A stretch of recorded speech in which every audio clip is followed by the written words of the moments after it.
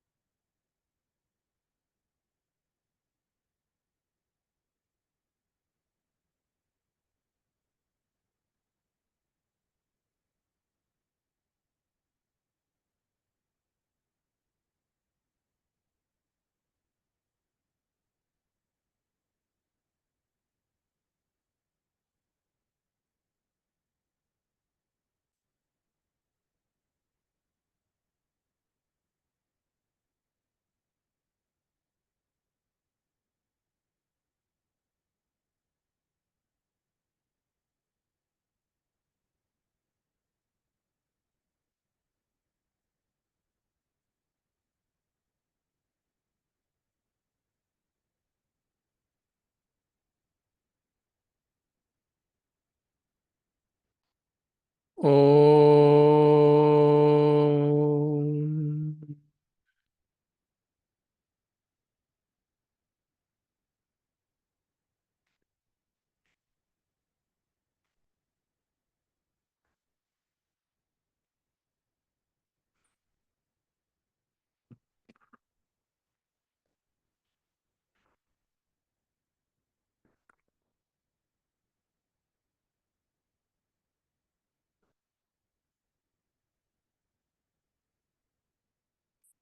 So we are on the fourth chapter of this book, Holocaust of Attachment.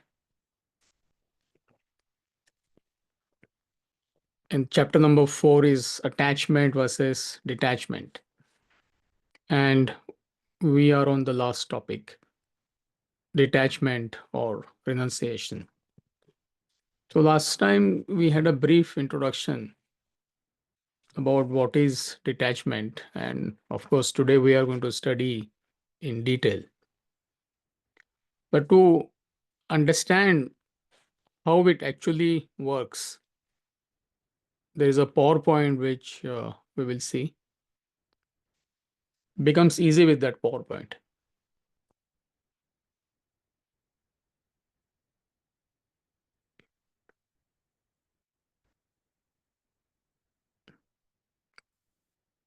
See, last week we said nobody can give up anything in life. That's the misunderstanding. The moment we talk about detachment, there is a fear that you have to give up everything, wealth, family, you can't acquire anything, you cannot enjoy, you can't have career, live life like a recluse somewhere. It's impossible, it's unscientific. And nowhere it is said you have to give up anything. First of all, you cannot give up anything, even if you want to. So, this pyramid of growth is very useful. Like, no child can give up the toys. That's the level one. We all were children, once upon a time. No child can come out of the toy world. It is impossible. But the moment the child, let's say, becomes a teenager, what happens to the toys? So all the toys are gone. But then he or she is stuck to the teenage passions. And it's impossible to tell any teenager to come out of, that teenage world, isn't it? We all have gone through that. Those who have teenage kids, they will know what I'm talking about. I mean, it's impossible. But when that teenager boy or a girl, he understands the importance of education, he becomes career oriented, then what happens to the teenage passions? It's all gone. But you need to take up something higher. That's the concept of detachment. Then the youth becomes an adult, and then you are stuck to name, fame, wealth, family, acquisition, enjoyment, reputation, all these things. And that is where you are stuck. 99.99% they don't move above that. And if somebody says you give up all these things, what is in wealth, what is in enjoyment, what is in acquisition, I mean, it's not practical. And also it is unscientific. Why we say it is unscientific? Because nobody can give up anything. Go back to that statement one. No child can give up the toys. He is attached to the toys. So similarly, you and I, ordinary people, 99.99% of the people, they are totally at the level of family, wealth, acquisition, enjoyment, name, fame, reputation, power. So these are the toys with which everybody is playing. And you are stuck there. Hardly anybody moves up. So to go to the next level of understanding, higher level of understanding, you need higher values of life. This is what Vedanta is teaching us. So once you get established in the higher values, that's the top portion of the pyramid. See, you automatically become detached from what world has to offer. It is mental detachment. It is not physical detachment. That is where it is misunderstood. You continue to do whatever you are doing. You remain with your family, but you understand everything is passing. Nothing is permanent. It is means to an end. You have a job. You have a career. You may have wealth, but you understand the limitations of everything. You're not possessive about objects and beings. So that is the stance of detachment. That is the state. See, just as you and I can go and play with children, isn't it? Age group 6, 7, 8. Sometimes we do that. But what value you have for the toy world? So if you understand that example, it is happening to all of us. It becomes very easy. Will you cheat if you're losing in snakes and ladder? A 38-year-old man or a woman is playing with 6-year-old boy or a girl, snakes and ladder, and you're losing very badly. And the child says, time please, I want to go to the washroom. So he goes for 5 minutes. Would you manipulate whatever you call them, coins or dice, right? I forgot. What do you throw? Dice. Yeah, dice. Would you manipulate that? Desperately you want to win. In fact, you may choose to lose just to please the child. But child may manipulate. If you say time, please, you go somewhere. There are children who do that. They're so caught up with the toy world. Or Monopoly. We all played Monopoly. Would you be upset? You wanted to buy, I don't know, Trump Tower in Manhattan, Wall Street. Deal is about to be closed and something happens. The child may be upset. So you play with children, you enjoy, but you're apart from it. So that is detachment. So you are with the family. You may have whatever comforts which are perhaps required for life, but you have no value for it. And for that, you need to take up something higher. Follow it very carefully. Unless you take up something higher, what do we mean by higher? Higher knowledge, the knowledge of Vedanta, which we are learning. Only when you get established in that, or to the extent you get established in higher values, to that extent you will be detached from what the world has to offer. Not till then. And that's the mistake a lot of people they are making. They try to give up. Nobody can give up.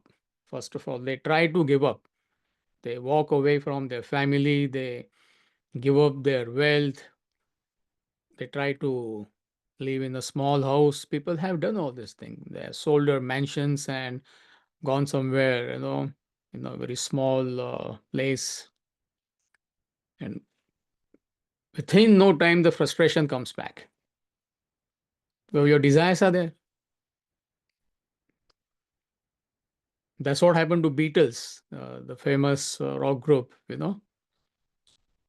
Even if you go to Rishikesh now, ignorant people, when they take you on a tour, they show you, oh, that is Beatles ashram. I mean, is that you go to Rishikesh to see Beatles?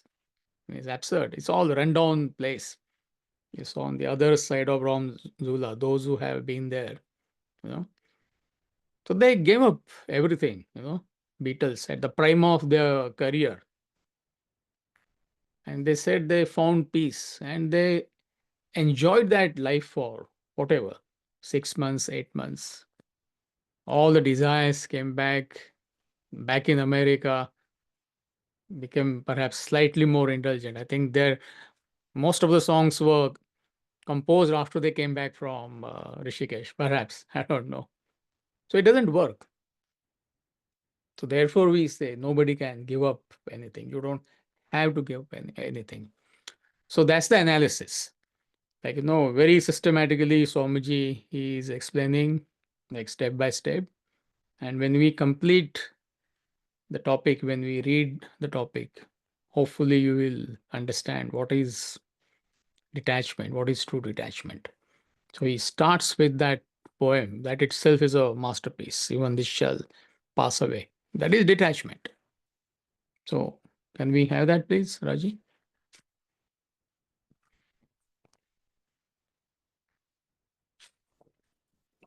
Detachment, renunciation.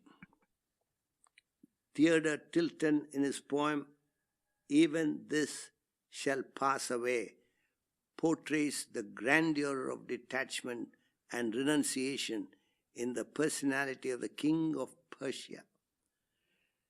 The king carved a maxim, Even this shall pass away, upon the ring he wore on his finger. Rooted in high human values, he lived a life of renunciation. He would not identify with the best and the worst of experiences in his life. He maintained a perfect objectivity through pleasure and pain, joy and sorrow, honor and dishonor. Displayed a mental equanimity in and through the ecstasy of wealth, woman, and honor vis-a-vis the trauma of poverty, pain, and impending death.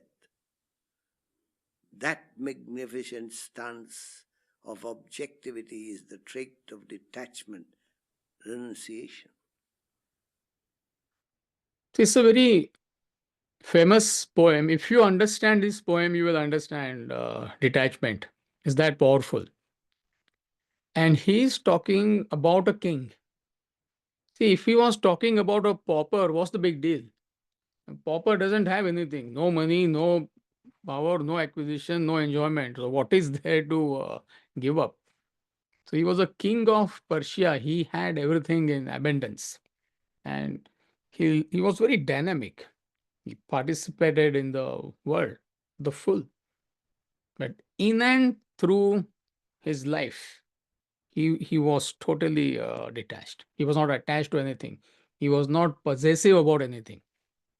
He had all the wealth in the world. He checked his bank balance. This Bank of America statement. What is the bank balance? $399 billion. Richest man in the world. Even this shall pass away. That's the beauty. If you have $1 and you say you owe $10,000 to a credit card company, even this shall pass away, it has got no meaning. He had name, fame, reputation, married to the best woman, the most beautiful woman, externally as well as internally. Then he says, even this shall pass away. So, all aspects of life, he took that stance, even this shall pass away. So, when you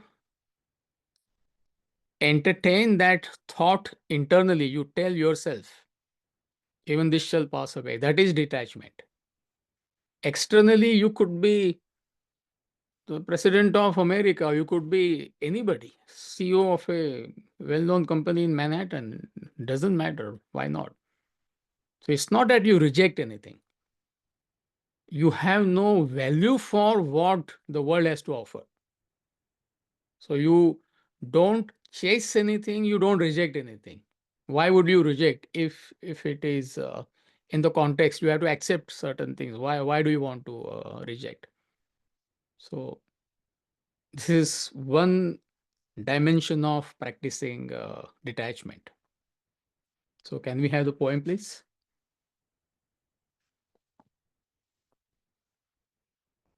The poem. Even this shall pass away. Once in Persia reigned a king who, upon his signet ring, graved a maxim true and wise, which, if held before his eyes, gave him counsel at a glance, fit for every change and chance. Solemn words, and these are they, even this shall pass away. Trains of camels through the sand brought him gems from Samarkand. Fleets of galleys through the seas brought him pearls to match with these. But he counted not his gain. Treasures of the mine or main, what is wealth, the king would say, even this shall pass away. Mid the revels of his court, at the zenith of his sport, when the palms of all his guests burned with clapping at his jest, he, amid his figs and wine, cried, O loving friends of mine, pleasures come, but not to stay. Even this shall pass away. Lady fairest ever seen was the bride he crowned his queen. Pillowed on his marriage bed, softly to his soul he said, though no bridegroom ever pressed fairer bosom to his breast, mortal flesh must come to clay, even this shall pass away. Fighting on a furious field, once a javelin pierced his shield. Soldiers with a loud lament bore him bleeding to his tent. Groaning from his tortured side, pain is hard to bear, he cried, but with patience day by day, even this shall pass away. Towering in the public square, 20 cubits in the air, rose his statue carved in stone. Then the king, disguised unknown, stood before his sculptured name, musing meekly, what is fame? Fame is but a slow decay, even this shall pass away. Struck with palsy, sore and old, waiting at the gates of gold, said he with his dying breath, life is done, but what is death? Then in answer to the king fell a sunbeam on his ring, showing by a heavenly ray, even this shall pass away. Theodore, Tilton. So if you write down this statement somewhere, even this shall pass away, do it internally. If you write somewhere, it becomes mechanical. Few days you will check it on a calendar or a wall. But when we say write it down, write it on your heart. So best and worst of experiences, you have to tell this to yourself. That's the poem all about. Everybody's talking about stock market has crashed. 7 trillion lost, maybe 70 trillions will be lost. We don't know. Even this shall pass away. I mean, it cannot stay that way. How long it will stay? It will come back. But when it comes up, nobody talks about it. That's the problem. So even this shall pass away. I mean, what's the big deal? So you may have best of everything. You tell yourself, even this could pass away. So that way you're not attached. Even this shall pass away. You could be going through some real like tough challenge in your life. Even this shall pass away. I mean, how long will it last? Moods of people, they keep changing. That's the reason it is called mood. Otherwise, it would be called something else. I don't know what is opposite of mood. Is there such a word in English language? I don't know. Maybe we have to create new word. So why worry? The spouse maybe one day like a pouncing tigress all the time. And they shall pass away. The next day, the same spouse could be like, honey, how are you? My cutie pie and all that. You know what is going to come next week. Fangs are going to come out sooner or later. So why unnecessarily get upset? So every aspect of life, you may have best of job, everything. Why not? Well, there is no guarantee it will last. Even this shall pass away. So you don't become possessive about best and worst of things or experiences in life. That is detachment. Are you with me? It's a very powerful poem. And then the explanation continues. What, how else you can practice detachment, or what else is there in the concept of detachment? So step by step, Swamiji is educating us on that. So please continue.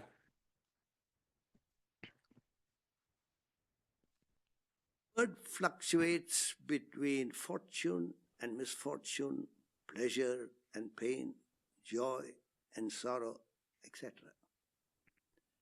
They are an inevitable part of human life. However, a human being is provided with the expertise to maintain intellectual equipoise and mental equanimity in and through the worldly fluctuation and variation. That poise one takes in life is the exalted state of detachment, renunciation. That in truth marks the dignity and prestige of the human race. Unfortunately, this unique distinction of detachment, renunciation, is misconstrued, abhorred by the society at large as something repugnant. The magnificence of renunciation has been transformed into an ugly caricature of retirement and resignation. It is envisaged by the general public as escapism from the stark realities of life and living as a mere recluse. This is far from the truth. In fact, renunciation has to be practiced at home, at work, in the marketplace, in everyday life.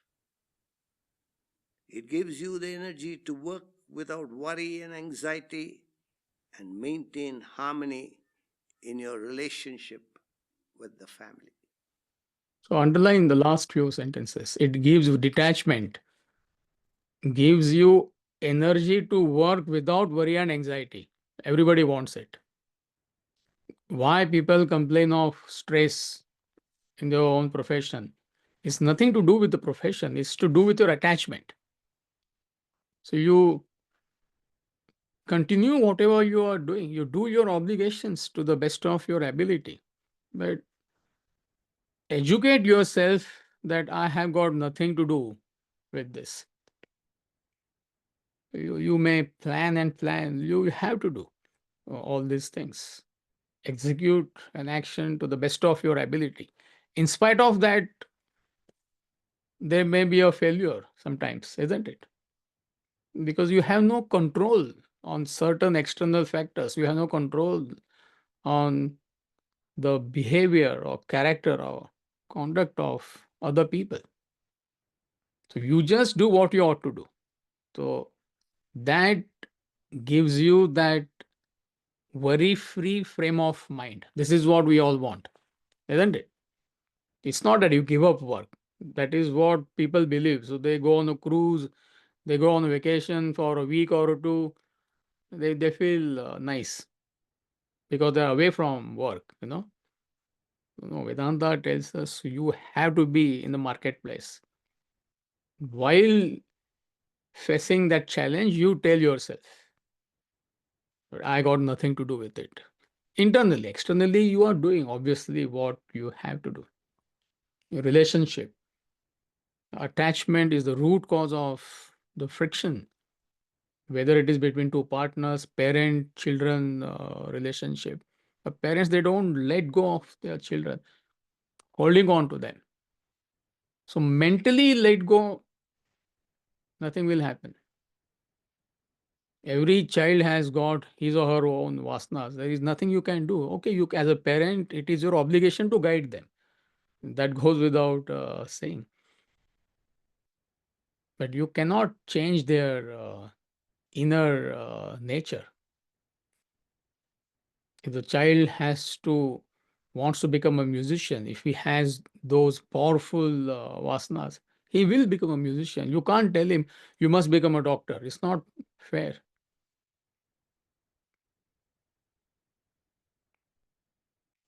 Or if he is good for nothing person, what can you do? He will be a failure in life, isn't it? I mean, every child cannot be an Einstein. Every child cannot be a Christ. Every child cannot become Ram Tirtha. Everybody has a nature. So just leave them. Do your obligations. When we say leave them, mentally leave them. This is where again it is misunderstood. A child comes home, oh, I'm not well. Okay, I am detached. You know, there is something wrong with you. You haven't understood the concept of detachment. But you have to get a taste of that life. Fake it. It doesn't matter. I mean, initially, when I say fake it, meaning try it out in your own way. Those who are doing e-learning, Swamiji talks about that story from Puranas, even not even this shall pass away. What's that story? Fake sannyasi. Everybody knows that story, isn't it?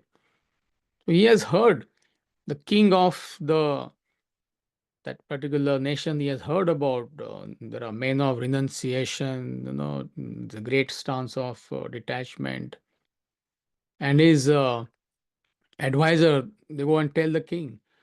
And everywhere there are such people. So king says, okay, you get one person for me, a true man of renunciation. So the minister goes on that hunt to know where to find. It's not that easy. So he finds one beggar and he tells him, I will give you whatever, $100,000 or $10,000. You act as a man of renunciation. I will offer you everything. King will offer you everything. All you have to say is, I don't want. Internally, he wants everything. He's a beggar. So he takes king to his house. He only rents it. You know, everybody goes. The whole royalty goes. And king offers him money. The beggar says no. Queen offers him diamonds and jewels. He says no. They offer him a nice house. He says no. So the king is really impressed. Wow, he's a true man of renunciation. So after king leaves, the minister goes to the beggar who is dressed as a sadhu, you know, the spiritual man, and he offers him money, $10,000. It's a contract. So the beggar tells the minister, "No, I don't want it. Take it." He says, "What nonsense? You know, I mean, it's over. I mean, I'm no, I'm genuinely, I'm telling you." To which the beggar replies, "Did you not see what I got when I just pretended I don't want anything? If I genuinely don't want anything, what will happen? So he kickstarts that process, thinking process, and actually ends up becoming a man of renunciation. So you can try it in your own way. You cannot really try, but I mean, instead of calling your children every day, call them once in 3 days, 4 days to begin with, and you see the difference.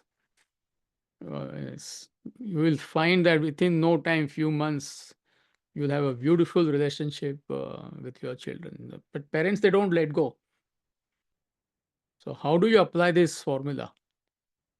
The fake sannyasi I am talking about. You cannot. Internally, you are attached, obviously, but you need to get a glimpse of that state of detachment. Don't call them for 3 days, 4 days, 5 days, or whatever. No, control yourself. Internally, you cannot do that, but somehow do it. After a week, if you don't call for a week, on their own, they will text you, Mom, are you okay? Otherwise, 1 million text messages you are sending, they don't even check. So that's what we mean by fake sannyasi. The stock market has crashed. Don't check these indices. There are people who check it 10 times in a day. Personally, I have known people. I'm having one gentleman has to I used to have lunch with him long time back. He was a multi millionaire. And during 60 minutes or whatever, 1.5 hours, I used to spend with him having lunch. At least 6, 7 times or maybe more, he used to check the stock market. So in our third or fourth meeting, I mean, I asked him, I say, you ask for time, I give you time.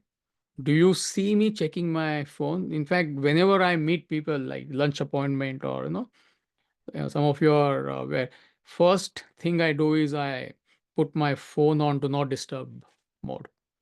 So I showed him, see, I have given you time.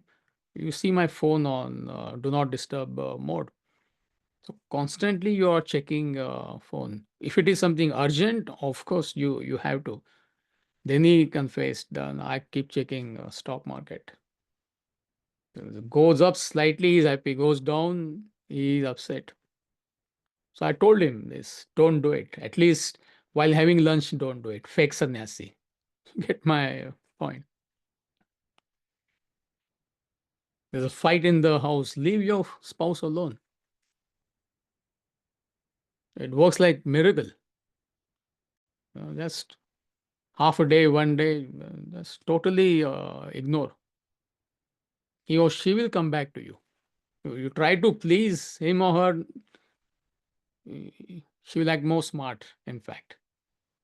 Leave her alone, the mood will change. But you don't give her or him the chance to change his mood.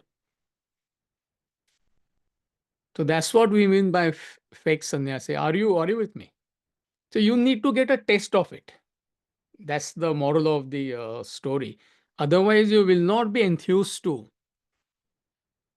practice detachment, understand the concept of detachment, isn't it? See, like in the gym, sometimes they entice you, you bring a guest. If you're a member of lifetime gym, I know who goes, Jigar definitely knows what I am talking about. I know what I am talking because I'm a member of lifetime. Anybody lifetime member here? No? Yeah. So that you get a guest pass. That's what. It is business. So you take your guest for whatever 6, 7 days. So they get a hang of it, what is being healthy. So you're enthused. So that's the moral of that story, the fake sannyasi. So you must get a test of what is detachment to begin with. That's the point. And then he continues, humanity has failed. Please carry on.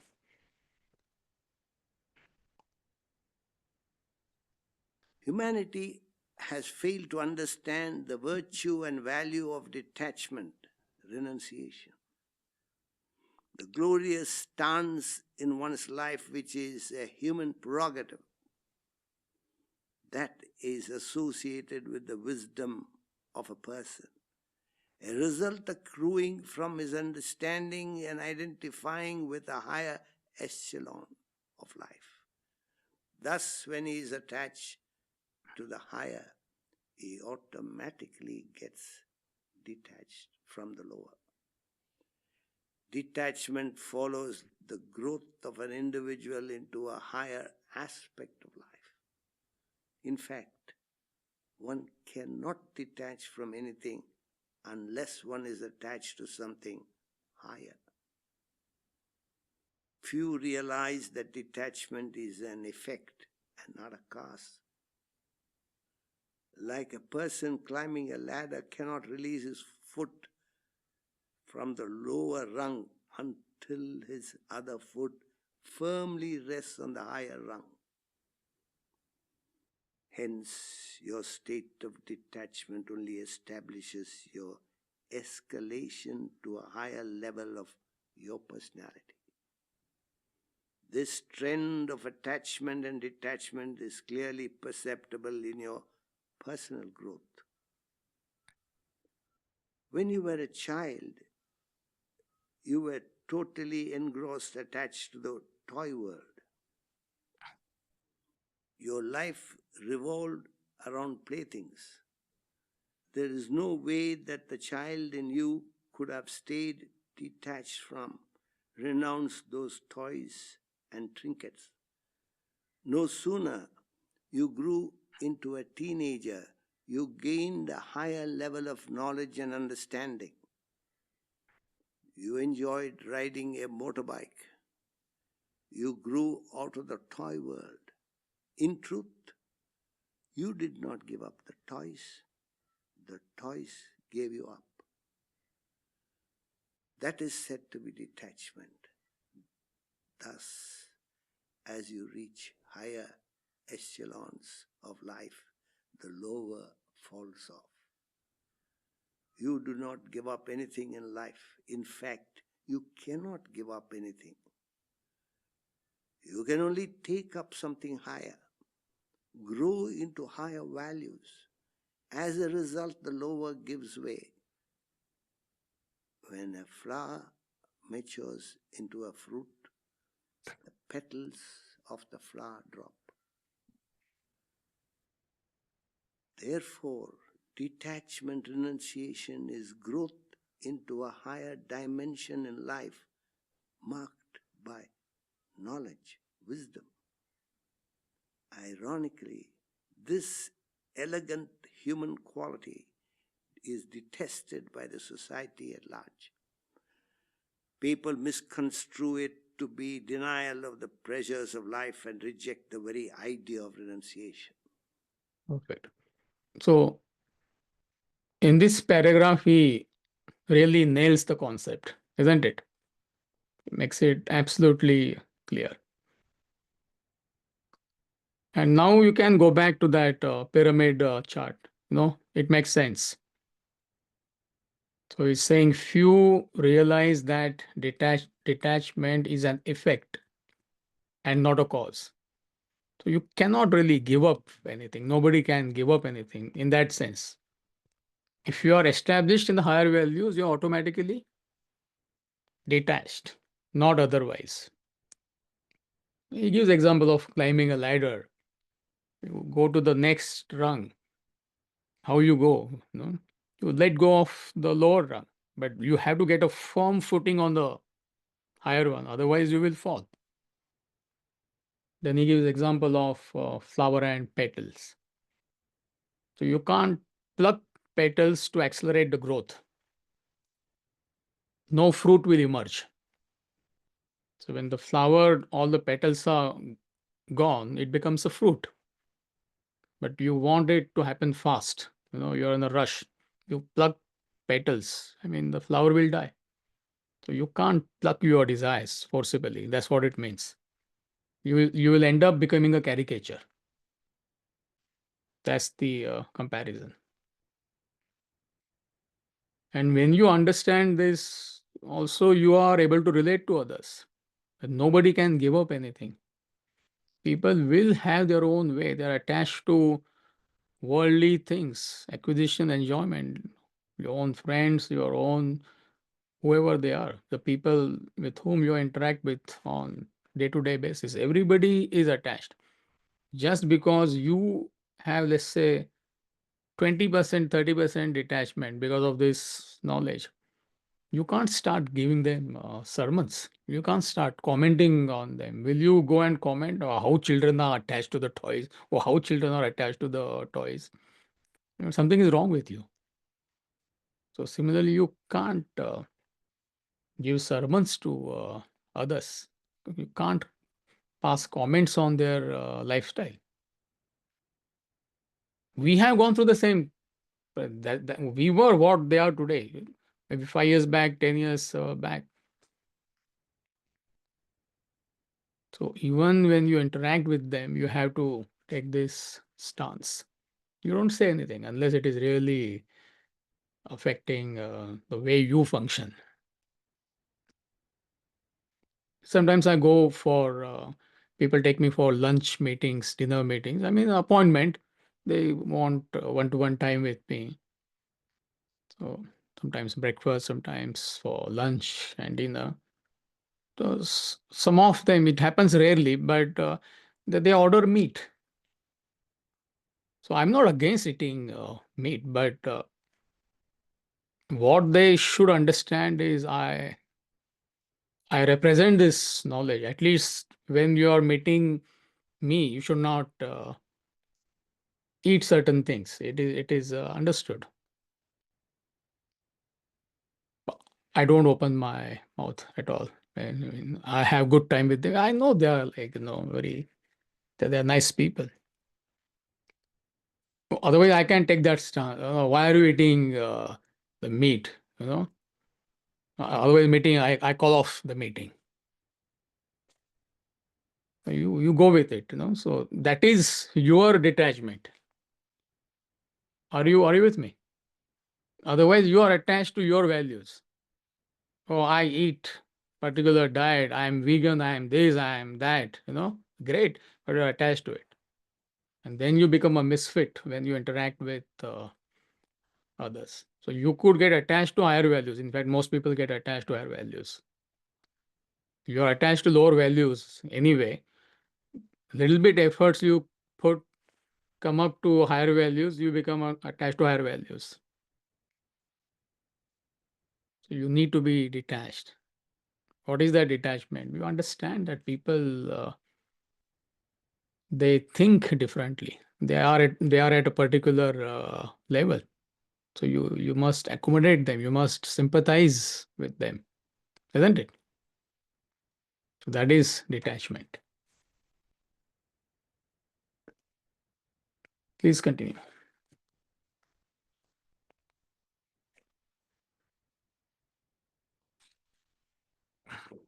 The problem with human beings is that they fail to conceive, much less attempt to pursue higher values of life and thereby gain a greater level of enjoyment.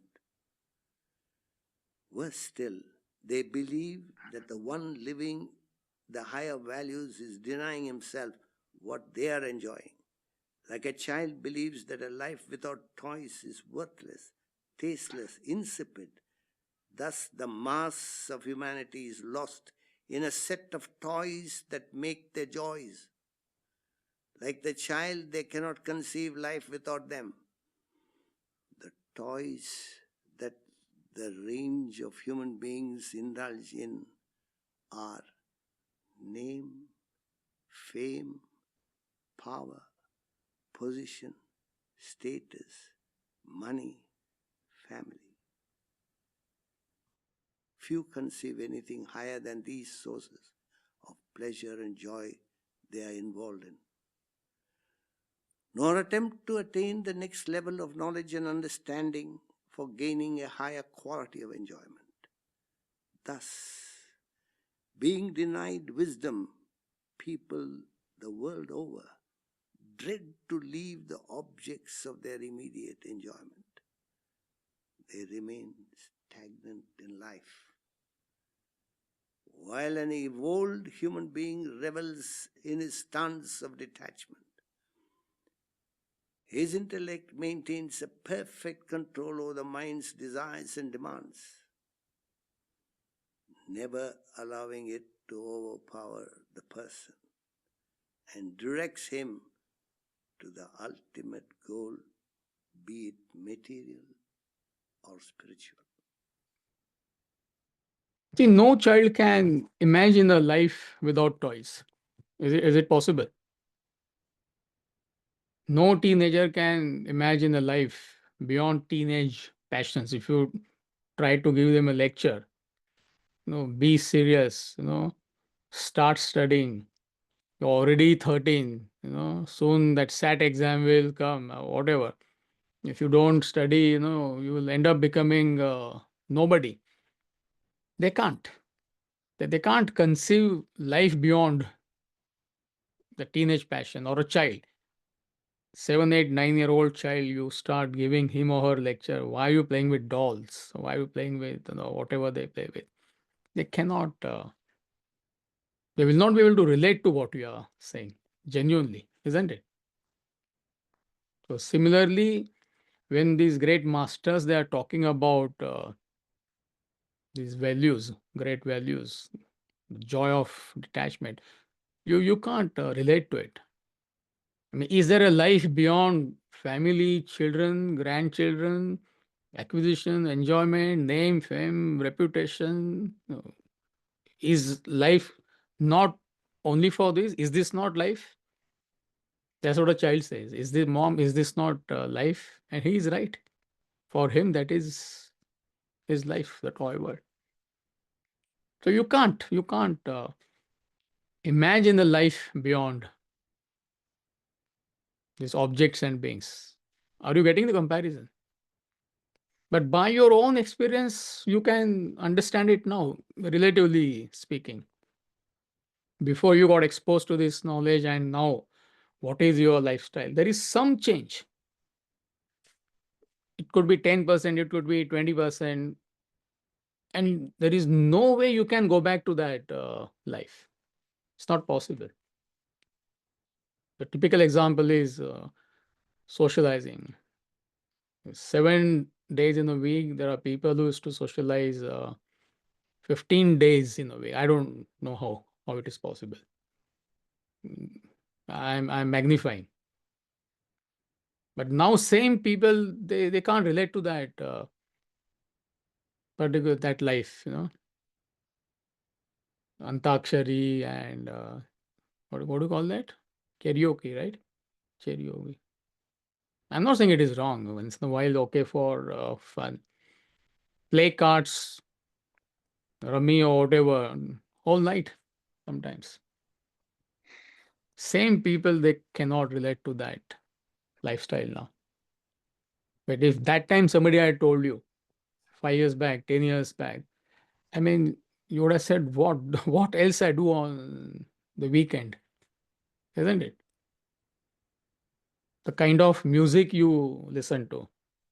I'm just giving you as a comparison. I'm not saying this is right, this is wrong. Maybe you used to enjoy gross music, whatever it may be. It could be in English, it could be in Tamil, it could be in Hindi, it could be in French, doesn't matter, whatever language, like hard rock. But once you get a taste of something subtle, like spiritual music, church music, highest is Carnatic classical music. So once you get a taste of that, I mean, why would you go back to Michael Jackson? There's nothing wrong with sweet guy, but okay, once in a while you can have fun. But if that time you're attached to, let's say, hard music, and somebody tells you, "Oh, man, wow, what is, why everybody is screaming so loudly? Is this not music? What else is there in music? Isn't it?" But now you got used to something subtler. So that's what he's saying here, isn't it? So again, you need to get a taste of it. That's the point. And then the explanation continues that end of the day, it is nothing but intellect monitoring your mind. See, if the moment you rush into the world, you're not objective, you're not detached. In fact, you're attached. But the moment you filter your mind's impulses, emotions, likes and dislikes, wants with a powerful intellect, you are in the land of detachment. It's a very practical explanation. And he gives two examples, one from Bhagavad Gita and second example is from Bible. So please continue.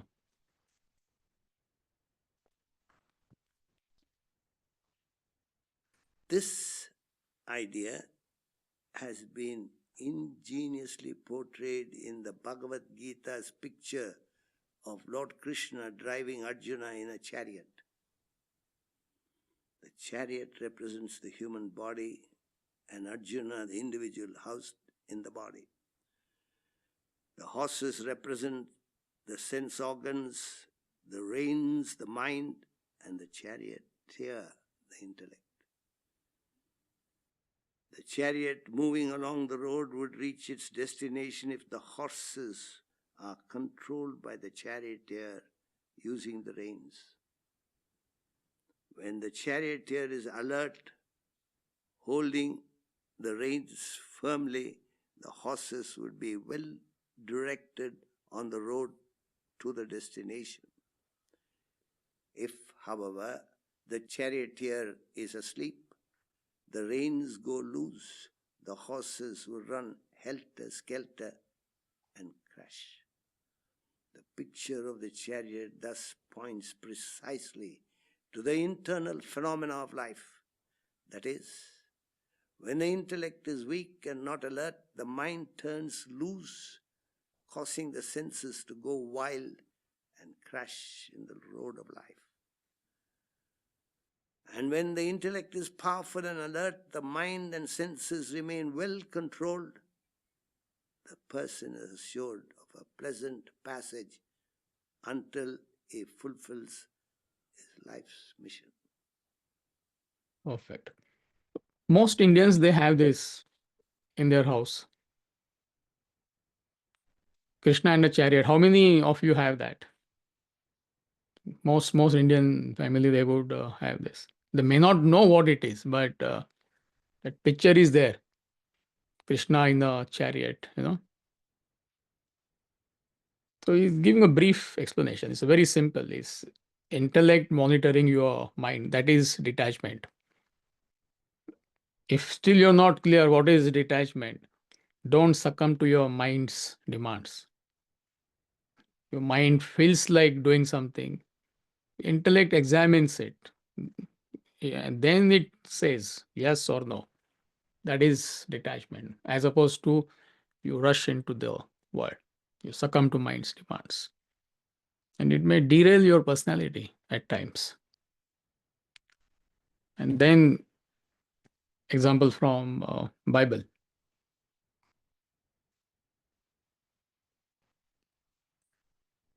The same idea is depicted in Lord Jesus Christ's stance with Satan. Christ represents the intellect and Satan the mind. Satan asks Christ to choose what he desires from the world spread before him. Christ replied with his famous words of wisdom, "Get thee behind me, Satan. I'll have none at thy hands." The intellect telling the mind to follow it. So also in life, your mind should get behind the intellect. The intellect must set the path of life and the mind follow the lead. The passage then becomes clear to reach your destination in life. So Satan represents your mind's demands, attraction for the senses. And if you have a goal in life, even a worldly goal, not necessarily a spiritual goal, formula is same. So if it is interfering with your goal, then you say no. Let's say you have some project to complete in your work, and your friends they invite you for "Okay, I'm going up north, I have a cottage, let's go have some fun." Nothing wrong with that. But if it is going to interfere with your completion of the project, then that offer from your friend is like an offer from a Satan. Don't take it literally. I mean, it's a temptation. It's going to interfere with your achievement of the goal. So you say no.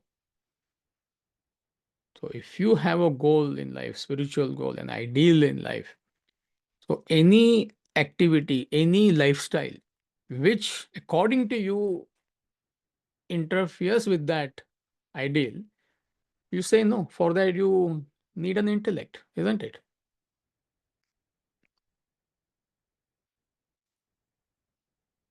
So this is how you start practicing detachment, or this is detachment. So he has discussed from multiple dimensions. And the way to master this concept is, I mean, you need to study in the morning. Definitely, it will need a couple of morning sessions, isn't it? And then discuss it amongst yourself. I mean, there is opportunity. The group meets every Thursday, 7, 8 of them, like, diligently they meet. This is where you thrash out these concepts, because beyond a point, I can't explain. I mean, then every sentence becomes a topic in itself. This book will never be over. No, it will continue for another year or two. So you need to discuss it and thrash it out. By thrash it out, I mean like get that clarity. So are we okay with this topic? Any doubts?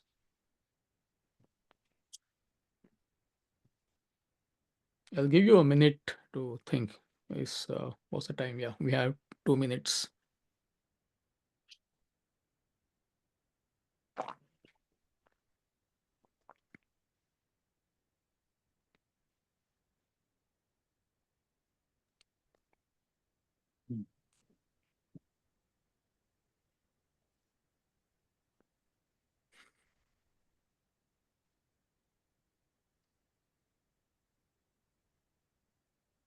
So all clear?